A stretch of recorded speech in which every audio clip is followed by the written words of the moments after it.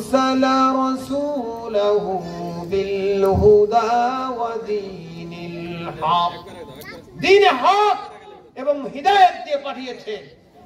উদ্দেশ্য হলো এই দুনিয়াতে যত সংবিধান থাকবে, যত মতবাদ থাকবে, যত বিধিবিধান থাকবে, সকল বিধিবিধানগুলোকে দাফন কাফন করে দিয়ে একমাত্র কোরআনের বিধানকে তিনি প্রতিষ্ঠা করবেন। তবে আজকে বিভিন্ন মতবাদ সমাজে, রাষ্ট্রে মাথাচাড়া দিয়ে উঠছে, মাথাচাড়া দিয়ে আছে। তাওহীদি মতবাদ আজকে পরাধীন অবস্থায় আছে। আমরা কি তাওহীদের বিজয় চাই? আমরা কি রিসালাতের বিজয় চাই? তাহলে আমাদেরকে সিরাত মাহফিল থেকে সিদ্ধান্ত নিতে হবে, আমার ঈমানকে যদি আমার মজবুত রাখতে হয়, খাঁটি রাখতে হয়, যতক্ষণ না বাংলাদেশের এই জমিনে কোরআনের আইন চালু না হবে, তত সময় পর্যন্ত আমাকে সংগ্রাম এবং জিহাদ চালিয়ে যেতে হবে। আমার এই সিরাতুন নবী সাল্লাল্লাহু আলাইহি ওয়াসাল্লাম মাহফিল আমাদের কাছে এই আপিলটা করে, এই আপিলটা আমাদের করে।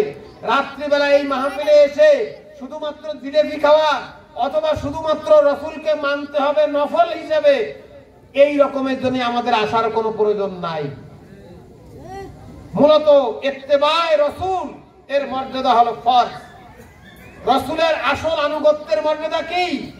ফরজ। আল্লাহ তাআলা কোরআনে বলছেন, কুল ইন কুনতুম তুহিব্বুনাল্লাহ ফাত্তাবিউনি ইউহিব্বুকুমুল্লাহ ওয়া ইয়াগফির লাকুম যুনুবাকুম ওয়াল্লাহু গফুরুর রহিম। আল্লাহু আকবার, আল্লাহু আকবার। আল্লাহ তাআলা কোরআনুল কারীমের মধ্যে ইরশাদ করেন, যদি তোমরা আমার ভালোবাসা পেতে চাও, আল্লাহ কি বলে, যদি আমার পছন্দনীয় ব্যক্তি হতে চাও, তাহলে অনুসরণ করতে হবে কার? আল্লাহ। আমার রাসূলের অনুসরণ করতে হবে। যদি আল্লাহ বলেন আমাকে ভালোবাসতে চাও, অনুসরণ হবে কার? রাসূল সাল্লাল্লাহু আলাইহি ওয়াসাল্লাম। তাহলে আমার রাসূলের অনুসরণ করো। আল্লাহর রাসূলের অনুসরণ করলে কি হবে? ইউহিব্বুকুমুল্লাহ, আল্লাহ তোমাদেরকে ভালোবাসবেন।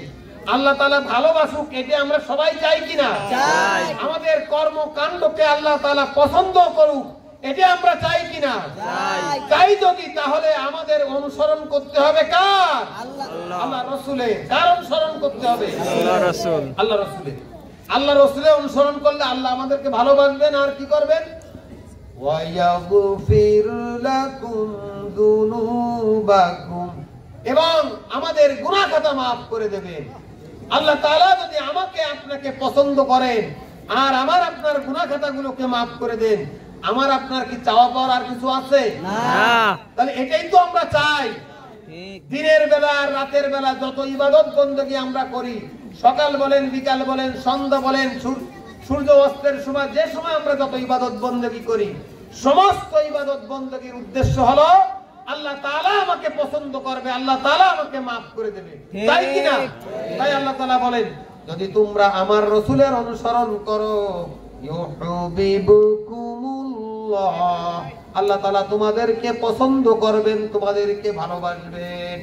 ওয়াল্লাহু গফুরুর রহিম, বস্তুত আল্লাহ তাআলা ক্ষমাশীল এবং দয়ালু।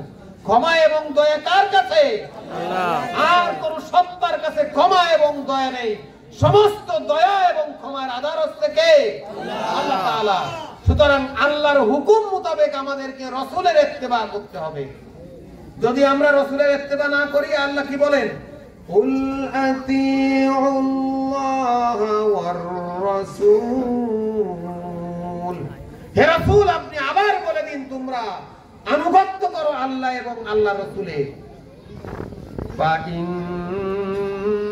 তাওয়াল্লাউ ফাইন্নাল্লাহা লা ইউহিব্বুল কাফিরিন, যদি তোমরা আল্লাহ এবং রাসূলের আনুগত্য না করো, শুনে রাখো, তোমাদের মতো কাফেরদেরকে আল্লাহ তাআলা পছন্দ করেন না।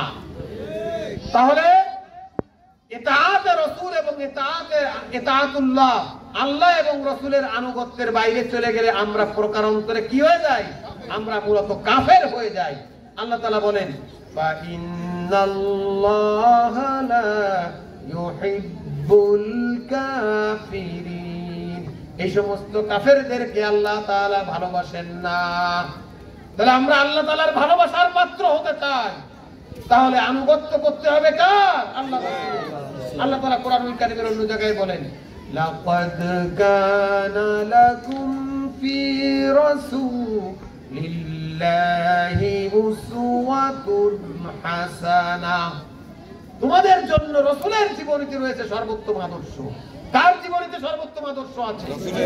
আমাদের দেশের মানুষেরা বিভিন্ন মানুষের নামের স্লোগান তোলে, তাজা মানুষের নামের স্লোগান তোলে, মৃত্যু মানুষের নামের স্লোগান তোলে।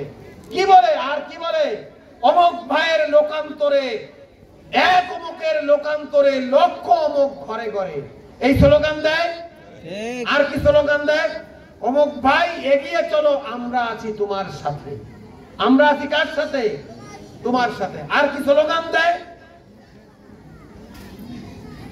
এরকম ভাবে বিভিন্ন স্লোগান দেয়। আর আল্লাহ তাআলা স্লোগান দিয়েছেন কার পক্ষে? রাসূলুল্লাহর পক্ষে। কি বলেছেন? লাকাদ কানা লাকুম ফি রাসূলিল্লাহি উসওয়াতুন হাসানাহ। সবাই পড়েন, লাকাদ কানা লাকুম ফি রাসূলিল্লাহি উসওয়াতুন হাসানাহ। আমাদের জন্য কার জীবনীতে আদর্শ আছে? রাসূলুল্লাহ। কার জীবনীতে? রাসূল। রাসূলের জীবনীতে রয়েছে সর্বোত্তম আদর্শ। রাসূলের উদ্দেশ্যে যদি আমরা আমাদের জীবন যৌবনকে অক্ষ করতে না পারি, হবে না। আল্লাহ রাসূলের উপস্থিতি তার জীবদ্দশায় কোন একজন সাহাবী কোন মানুষের নামের স্লোগান দেন নাই। নারে তাকবীর! আল্লাহু আকবার! আল্লাহু আকবার! বিশ্বনবী মুস্তাফা, আল কোরআন, আল কোরআন, রাসূলের আদর্শের বাইরে যদি আমরা চলি, তাহলে আমাদের ইহকাল এবং পরকাল ক্ষতিগ্রস্ত হয়ে যাবে।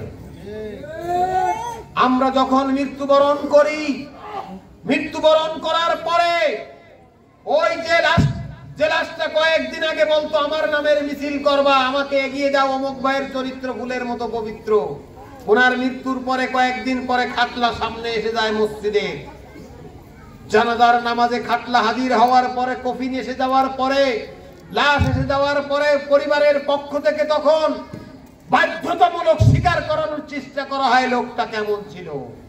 ঠিক, লোকটা কেমন ছিল? এই লোকটা এমন একজন লোক ছিল যে তার মুখে জবানিতে কোনদিন বিশ্ব তোমার নেতা, আমার নেতা, বিশ্ব নেতা, বিশ্ব নবী মুস্তাফা স্লোগান দিতে পারে নাই। এই লোকটা আল্লাহ এবং আল্লাহ রাসূলকে সহ্য করে নাই। আবার সেই লোকটার মৃত্যুবরণের পরে জিজ্ঞাসা করা হয় লোকটা কেমন ছিল। কিছুক্ষণ পরে ওই লোকটাকে কবরে শায়িত করানো হয়, আর তার নামে, তার উদ্দেশ্য করে দোয়া পাঠ, তার পরিবারের পক্ষ থেকে দোয়া পাঠ করা হয়। কি বলে? বিসমিল্লাহি ওয়া আলা মিল্লাতি রাসূলিল্লাহ। আল্লাহর নামে, রাসূলের আদর্শের উপরে এই লাশটা রেখে গেলাম। এখন দেখছেন রাসূলুল্লাহর আদর্শ বাড়ি তাজা হয়ে গেছে। ঠিক, মানুষটা মৃত্যুবরণ করে গেল, আর রাসূলের আদর্শটা এখন জিন্দা হয়ে গেল। মরা মানুষের জন্য রাসূলুল্লাহর আদর্শের কোনো প্রয়োজন নাই। ঠিক, আল্লাহ তাআলা কোরআনে তাই বলেছেন, লাকাদ কানা লাকুম ফি রাসূলিল্লাহি উসওয়াতুন হাসানাহ। তোমাদের জন্য, তোমাদের জীবনীতে রয়েছে রাসূলুল্লাহ সাল্লাল্লাহু আলাইহি ওয়াসাল্লামের আদর্শ, তোমাদের সর্বোত্তম আদর্শ, তোমরা সেই আদর্শকে মেনে নাও। তাহলে আমরা রাসূলুল্লাহর নামের স্বীকৃতি দিই মৃত্যুর সময়, আল্লাহর নামের স্বীকৃতি দিই মৃত্যুর পরে। এই লাশটা কি আল্লাহ এবং তার রাসূল পাহারা দেওয়ার জিম্মা নিতে পারে? জীবন যৌবনে আমার অর্থ ব্যবস্থা, আমার রাজনীতি, আমার সমাজ ব্যবস্থা, কোন জায়গায় আমি আল্লাহ রাসূলকে মানলাম না, সব জায়গায় রাসূলের আদর্শকে পদদলিত করলাম। আর মৃত্যুর পরে আমি বলি বিসমিল্লাহি ওয়া আলা মিল্লাতি রাসূলিল্লাহ, আল্লাহর নামে রাসূলের মিল্লাতের পরে হবে সঠিক এই কথা। এরপরে লাশটাকে মেটে মাটি দিয়ে আসা হয়, সবাই চলে যায়, জিজ্ঞাসা করা হয় মার রব্বুকা ওমা দীনুকা ওমান নাবিয়ুকা। এই প্রশ্নের জবাব দুনিয়াতে যদি কেউ আল্লাহ রাসূলের তরিকা মোতাবেক, আল্লাহর হুকুম মোতাবেক না চলে, এই তিনটি প্রশ্নের জবাব কি কবরের মধ্যে সে দিতে পারবে? তাহলে আমরা কি কবরে এই তিনটি প্রশ্নের জবাব দিতে চাই? তাহলে হায়াতে জিন্দেগিতে রাসূল সাল্লাল্লাহু আলাইহি ওয়াসাল্লামের ইত্তেবার বাইরে কোন মানব রচিত মতবাদের ইত্তেবা করা যাবে না। কোরআনের বাইরে অন্য কোন মতবাদকে সংবিধান হিসেবে গ্রহণ করা যাবে না। যদি আমরা আল্লাহ এবং রাসূলের বাইরে হায়াতে জিন্দেগিতে আমরা যদি অন্য কাউকে নিতে মানি, কোরআন সুন্নাহর বাইরে নিতে মানতে পারবো না। আমরা একজন নামাজের ইমাম বানাই, সেই ইমামও আমরা কি বলি? যতক্ষণ ইমাম আল্লাহ এবং রাসূলের তরিকা মোতাবেক চলবে আমরা তার অনুসরণ করব, তাই বলি কিনা? আর ইমামের বাইরে যত পাতিনিতা আছে, এই সমস্ত পাতিনিতা তো দেখার কোনো সুযোগ আমাদের হাতে নাই। সুতরাং আল কোরআনের পরে বিশ্বাস স্থাপন করে, রিসালাতের পরে বিশ্বাস স্থাপন করে আল্লাহ এবং রাসূলের বাইরে চলার আমাদের কোনো সুযোগ নাই। ঠিক। বাংলাদেশ জামাত ইসলামী এই জমিনে যে আল্লাহর পরে আমরা বিশ্বাস এবং আস্থা স্থাপন করেছি, ওই আল্লাহর পরে আস্থা এবং বিশ্বাসের বাস্তব রূপায়ণ করতে চায় রাষ্ট্রীয়ভাবে। অর্থাৎ রাষ্ট্রীয়ভাবে আল্লাহর সার্বভৌমত্ব প্রতিষ্ঠা আমাদেরকে করতে হবে। আল্লাহর হুকুম ছাড়া অন্য কোন হুকুম চলতে পারবে না। কোরআনে আল্লাহ তাআলা তাই দেখতহীন ভাষায় বলেছেন, আলা লাহুল খালকু ওয়াল আমর, সৃষ্টি যার, আইন হবে তার। সৃষ্টি যার, আইন কার হবে? আল্লাহর। সৃষ্টিকর্তা কে? আল্লাহ। সুতরাং এই দেশের সংবিধান হবে কার? আল্লাহ। এই দেশের সার্বভৌমত্ব হবে কার? আল্লাহ। আমরা জনগণকে সার্বভৌমত্বের মালিক মনে করি না। জনগণ যদি সার্বভৌমত্বের মালিক হতো তাহলে কোন রাজা বাদশার পরাজয় বরণ হতো না। জনগণ তাদেরকে টিকিয়ে রাখতো। ফিরাউনের মতো দাপটশালী ক্ষমতাধরকে কিন্তু পৃথিবীতে টিকিয়ে রাখা যায়নি, নমরুদকে টিকিয়ে রাখা যায়নি, আমাদের দেশের বিগত সরকারকেও টিকিয়ে রাখা যায়নি। যদি জনগণ ক্ষমতার উচ্চ হতো তাহলে শেখ হাসিনার পতন হতো না। আল্লাহই হলো সার্বভৌমত্বের মালিক বলে কোন স্বৈরাচার স্থায়ীভাবে বসবাস করতে পারবে না। ভালো হোক আর মন্দ হোক, সকলের জীবনের অবসান এই দুনিয়াতে ঘটবে, সকলকেই মৃত্যুবরণ করতে হবে, তাই কিনা বিষয়টা? আল্লাহ তাআলা তাই কোরআনে বলেন, কুল্লু মান আলাইহা ফানি ওয়া ইয়াবকা ওয়াজহু রাব্বিকা যুল জালালি ওয়াল ইকরাম। কোন সূরা আছে? সূরা আর-রহমান। কুল্লু মান আলাইহা ফান, এই জলের স্থলে, এই পৃথিবীতে যা কিছু আছে সব কি হয়ে যাবে? ধ্বংস হয়ে যাবে। ওয়াজহু রাব্বিকা যুল ইয়াবকা, বাকি থাকবে, স্থায়ী থাকবে। ওয়াজহু রাব্বিকা যুল জালালি ওয়াল ইকরাম, তোমার সার্বভৌমত্বের মালিক আল্লাহ তাআলার অস্তিত্ব কেবলমাত্র বিরাজমান থাকবে, আর সব ফানা হয়ে যাবে, আর সব ধ্বংস হয়ে যাবে। এজন্য আমরা ধ্বংসের পিছনে চললে হবে না, আমাদের চলতে হবে স্থায়ী আল্লাহর দিকে। আল্লাহ তাআলা কোরআনুল কারীমে সূরা আল বাকারার মধ্যে সূরা আয়াতুল কুরসির মধ্যে আল্লাহ তাআলা বলেন, আল্লাহু লা ইলাহা ইল্লা হুয়াল হাইয়ুল কাইয়্যুম। আল্লাহ কাকে বলে? আমরা পদ কাকে বলে, বাক্য কাকে বলে, সেন্টেন্স কাকে বলে আমরা বলি না? আয়াতুল কুরসির মধ্যে আল্লাহ বলে? আল্লাহর পরিচয় কি? আল্লাহ তাআলা বলেন আল্লাহ, আল্লাহ উনি, আল্লাহ সেই সত্তা, আল হাইয়ুল কাইয়ুম, যিনি চিরস্থায়ী এবং চিরঞ্জীব, যিনি আবাদুল আবাদ, হুয়াল আউয়ালু ওয়াল আখিরু ওয়াজ যাহিরু ওয়াল বাতিন ওয়া হুয়া বিকুল্লি শাইইন আলিম। তিনি প্রথম, তিনি শেষ, তিনি প্রকাশ্য, তিনি গোপন। এই আল্লাহ তাআলা কাদের মুতলাক কুন ফায়াকুনের মালিক। সম্মানিত ভাইরা, এজন্য আল্লাহ তাআলা এবং তার